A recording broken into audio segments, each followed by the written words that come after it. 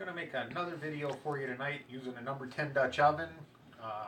2 weeks ago posted a video of making Dutch oven bread that came out really good. So tonight I thought we would try what seems to be a real favorite of everybody that's come to visit that I've made this for. We're gonna make Dutch oven cobbler in the oven. Again, fire pit's still under 3 feet of snow, so I'll show you this again in the summer over the fire. But for right now, we're gonna make it in the Dutch oven tonight in the regular oven. I preheat the oven to 425. I already got that going, so we didn't have to wait for it to warm up during the video. The ingredients are real basic. You need 2 cans of apple pie filling, half a box of cake mix. One of these makes 2 apple cobblers, or apple crisp if you ask my sister Kim, whatever you want to call it. My secret ingredient is cinnamon maple sprinkles. Get these from Gordon's Food Services. I like them, they're delicious. Then got some chopped walnut pieces and about 5½ pats of butter. That's it. That's all you need to get. You can make this cobbler. Ice cream, caramel topping, whatever you want for on top of it after it comes out of the oven. That'll be all on you. But start out, take a half a pat of butter. I just use a folded paper towel and I just lightly wipe the bottoms and about 2 inches up the sides of the oven. That's no real science to it. I think it makes the cleanup afterwards a little easier. Just kind of smear it around in there and get it going. It's butter. I use real butter for everything. I don't use margarine or what have you. I like butter. After you do that, just take the old cake mix there. It doesn't have to be any fancy whatever, just local store brand, etc. I usually just take it, find about the middle, more or less, pinch it.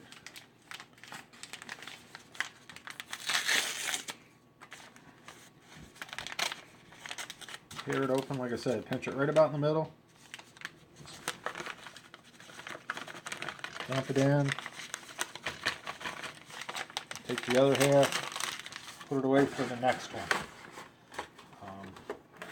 This is a great thing to do if you've got a couple of people coming over, or you got people that have different tastes. I usually make one like this, and then I mix blueberries and cherry pie filling together to make the second one. Now all you want to do is take that in there where you buttered, wipe it around a little bit. And this is the tricky part. Only because you got to not spill it. Then you want to take all that cake mix back out, except for just what stuck to the butter that you'd put in there a little while ago. I just kind of make sure that's all on the buttered part. It just helps give it a little bit of crust on the bottom. Helps it set up a little better, I think. I don't know. I just started doing that part on my own. Then take your 2 cans of store brand pie filling.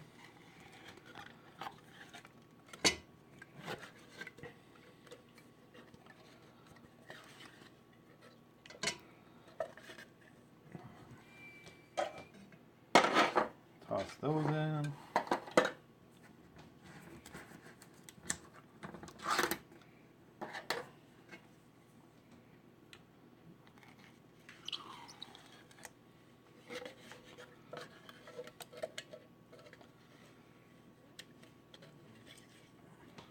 I like using one of these rubber spatula things that helps you get all the stuff out of the can, and I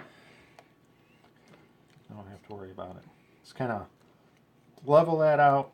You'll find out that comes almost up to where you had rubbed that butter and got the flour in there, or the cake mix rather. It's not flour.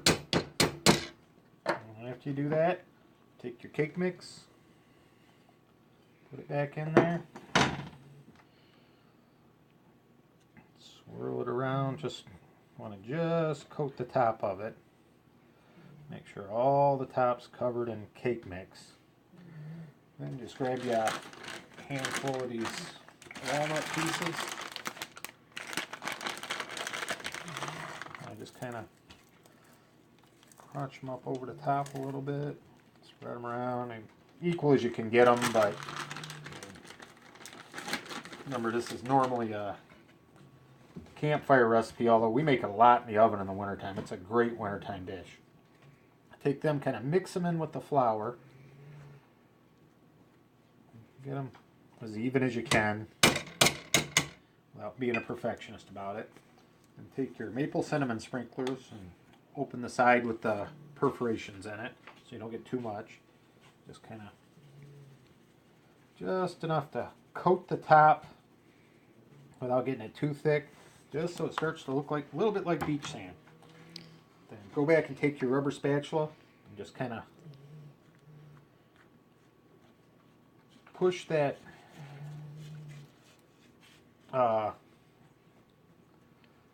cinnamon maple sprinkles, the walnuts, and the cake mix down in the apple pie filling. Don't have to be perfect, just make it look decent.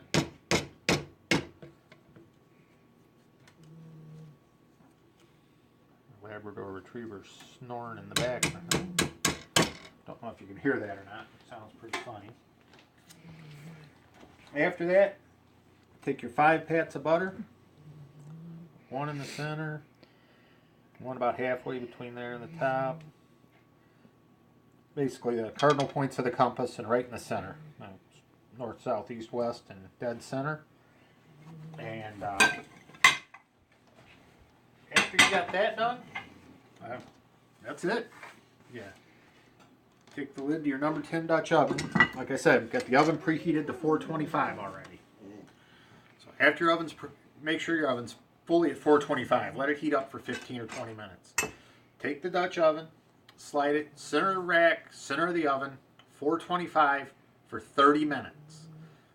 At the end of that 30 minutes, you take the top off, put it back in for another 12 minutes, and that browns and crisps the crust really good after it's all cooked with the butter and the apple stuff and stuff like that. But we'll show you that part in 30 minutes. We'll be right back. Alright, hello everybody. We're back here. We've got about 25 seconds left on the timer for our first half of the apple cobbler bake. Just want to let you know, just a refresher, after you get all the ingredients in, put the lid on, make sure your oven's up to a full 425 degrees. Center of the rack, right in the center of the oven as much as you can get it. You want that heat equal all the way around it, just like if you were cooking it over the fire with coals and stuff like that. Like I said, it's about time. So we'll go ahead and slide it out, take a look at it here, take the lid off.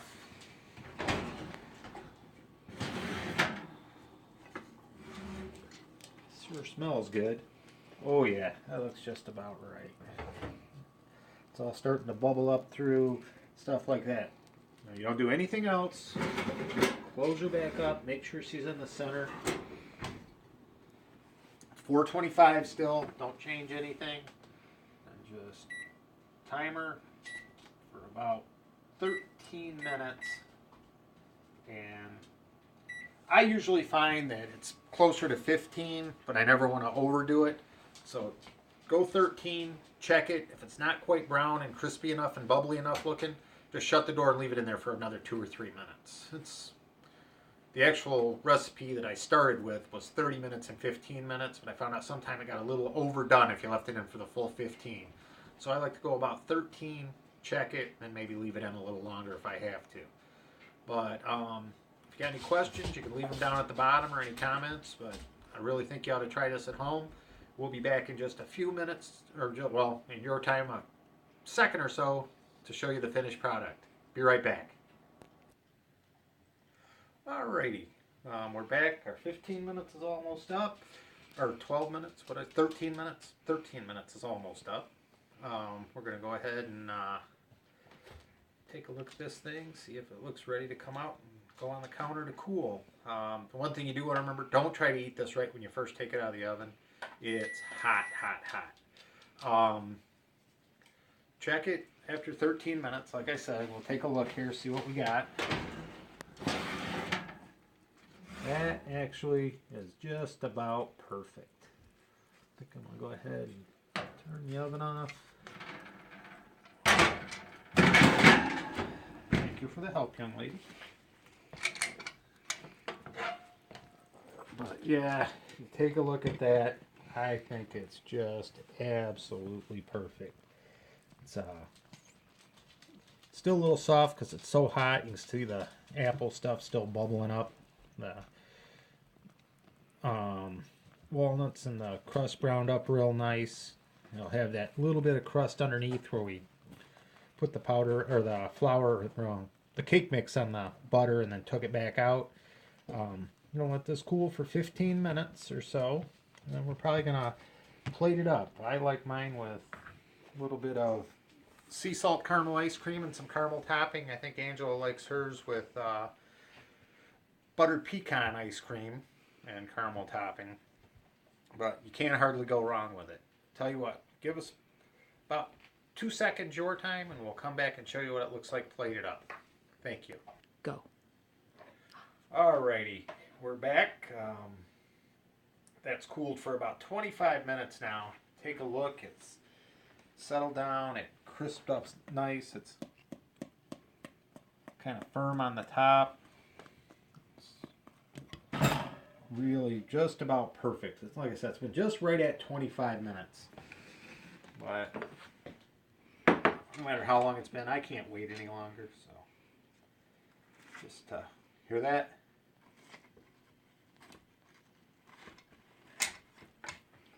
What I like to do is take a big old scoop.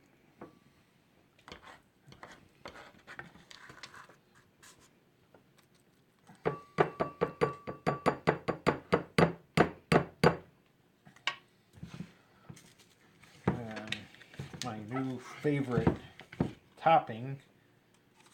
Ooh, man, you can't go wrong with seaside caramel ice cream. I like to take and dig in.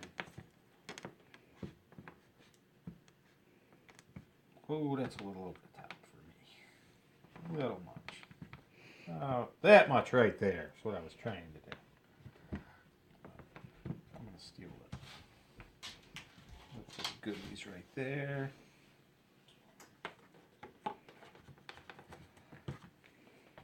And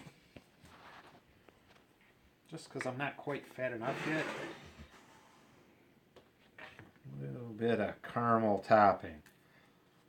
So it's a apple walnut Dutch oven cobbler with seaside caramel ice cream and sundae syrup caramel flavored, ready to go.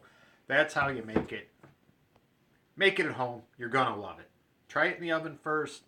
If you like it, later this year I'm going to show how to make it outside in the pizza oven I built.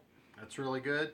And then when it really warms up, I'm going to show you how to do it under the with the coals on the actual campfire in the fire pit, so you can do it camping. But I highly recommend you try it. I can't wait to go sit down and eat this. Thanks for watching, folks. Good night.